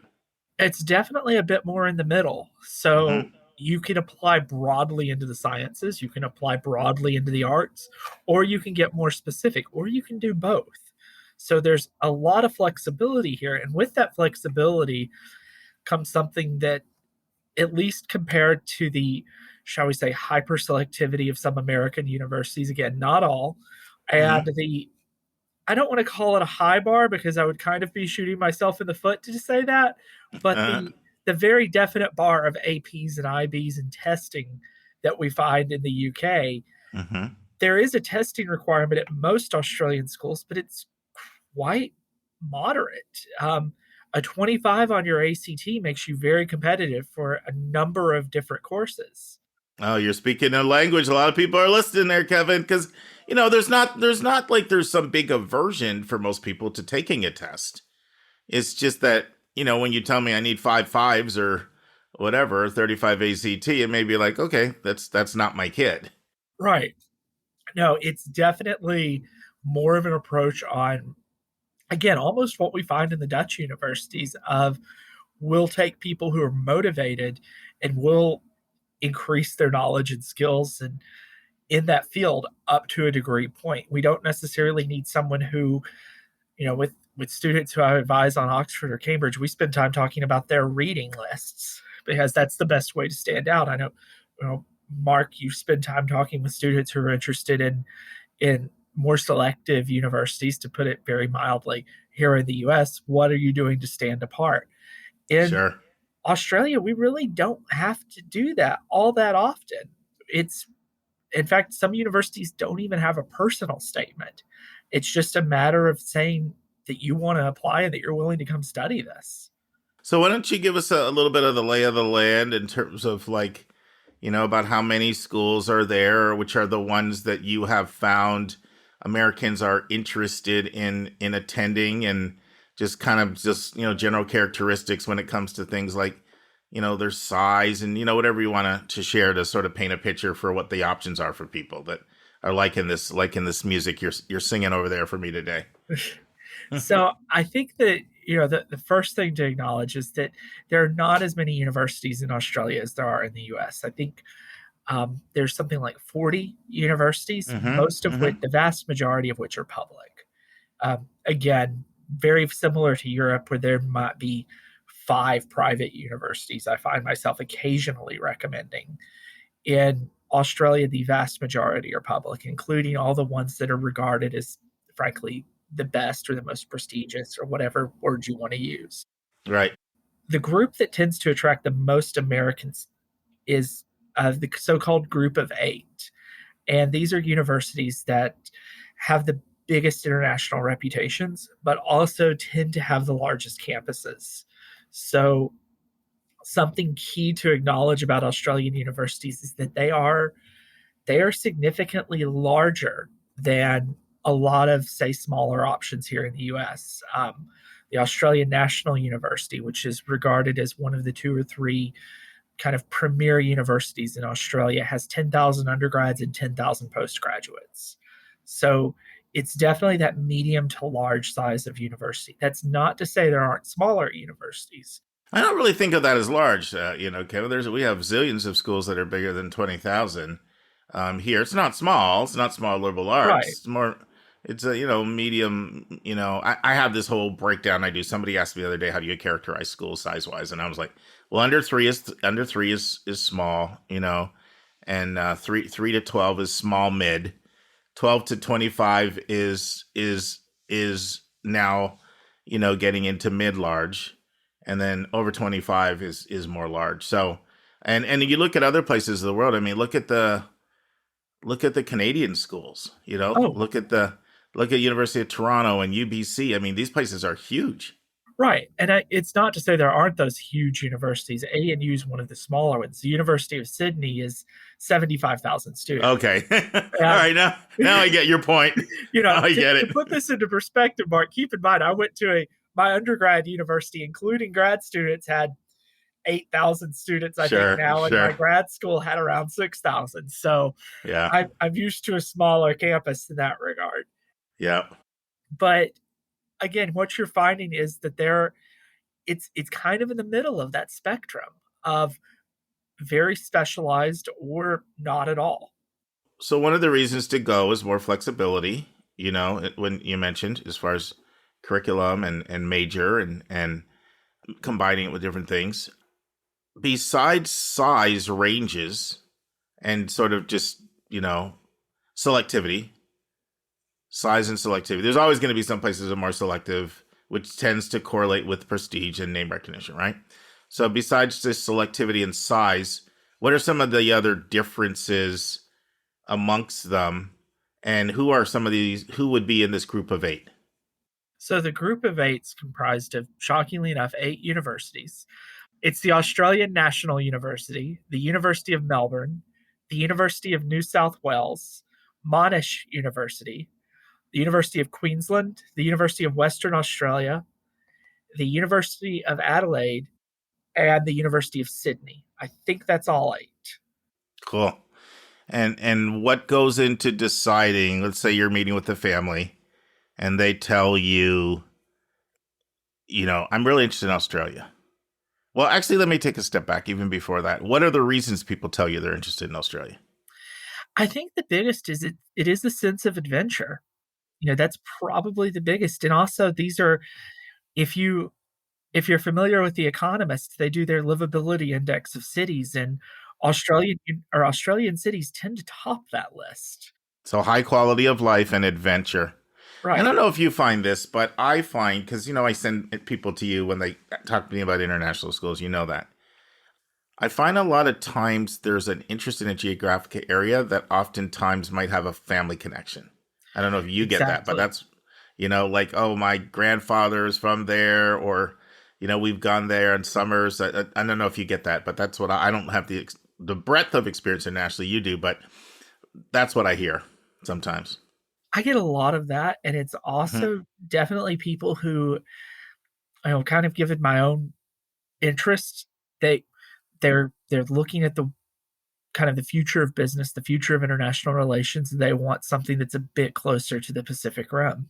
Wow, that's thinking pretty, a real visionary matter to know that you find people thinking at that level. I'm telling you, some of these 16 and 17-year-olds are pretty sharp, so they definitely think that far ahead. And I'm sure their parents also have some foresight too that might sort of bequeath to them the advantage of having an international background could be advantageous for you. Right. And I think also what gets me too is, especially with Australia, and I don't want to harp on this too much, but they see the livability, they see the relatively high global reputation, and they see the quality of life as a student. They study life balance, and they're thinking this is a way to open doors potentially without the stress that comes with, say, applying to Oxford or applying to LSE. I do think that people underestimate the interesting factor. You know, I talk a lot about in college admissions being interesting is good, being unique is good. Now, mind you, I'm heavily influenced by a dad I'm working with now who has said when he hires, he likes to see someone who has done something bold when it comes to travel and schooling in other places of the world or gone all the way across the country. He said, I get a certain kind of person who's adventuresome and willing to step outside their comfort zone, and that tends to correlate with other really good things in my company. I think sometimes people underestimate that there can be, I think, a really good resume appeal. Like you go over to a place like that, and then maybe you come back here and you get your master's in something here. Every interview, it's good to be different in a good way. That basically is what I'm trying to say. You know, you've got a conversation starter in every interview. You know, it's never been something in my own personal experience that's been perceived as a negative. I mean, there you go. Even something as silly as when it came time to meet my future wife's, well, then future wife, now wife's parents, Sure. You know, they were impressed. So, you know, I don't think I can quite use that as a lead point for. Can't guarantee a spouse out of the deal. I can't. Is that what you're trying to say? That, but it is something that definitely, you know, there's an aura about it. And, you know, and you make such a good point, because I'm sitting here talking almost in the theoretical, and I forget that I'm talking to you about something you've done, you've lived, you've had a chance to know and hear from others how it resonates and radiates. So you're the poster child. I mean, you know, you think they'd find a poster child with a bit more hair, but that's between you and me. It's going bad up here, bud. You can paint whatever picture you want in podcasts. We're not on YouTube. It's going bad up here. I know that the comb over is looking great today, but it's going bad. But no, I think that those are the real reasons. Is that it's, and what I've really noticed, Mark, is that this dichotomy between students who want Europe and students who want Australia. There are a lot of students who want to explore both, but the students who tend to want Australia tend to want that more well-rounded approach. They tend to want the adventure. We talk a lot about fit, and even if you're going 10,000 miles away, fit's still so important. Sure. I'm working with a student right now who has flat out said, I need so many sunny days a year because I know that I do not thrive when it's cloudy outside. And I said, well, that pretty much eliminates Scotland. Right. And, you know, I know that from watching golf. You know, we're definitely taking an Australia first approach with them, just because the universities that are there, because of just Australian settlement patterns, they do tend to be in sunnier areas. I mean, the group of 8, the ones that I mentioned earlier, only one of them is not in this arc that reaches from South Australia up to Queensland, and that's the University of West Australia in Perth, which is way out by itself. And sure, it's in a metro area of something like 3 million people, but then it's 1,800 miles of outback and every conceivable kind of snake and scorpion that's going to try to kill me for looking at it funny. But again, that for a lot of them, it's that they want to go off and have an adventure, that they want to have, whereas students who, you know, are maybe more drawn to Europe are thinking, well, I can go to Rome or Paris or London for the weekend. They're like, well, I can go to Bali for the weekend. I can go to Thailand for summer break. And I think neither of those is the right answer. Both of those are perfectly valid answers for everyone, or neither one of those is a right answer for everyone. They're, depending on who you are, that there could be advantages and disadvantages. So it's really the entire reason we've kind of, in the year and a half or so that you and I have been doing this, that we've avoided Australia as much as we have, is that there was the pandemic, which Australia and equally New Zealand kind of clamp down with the pandemic.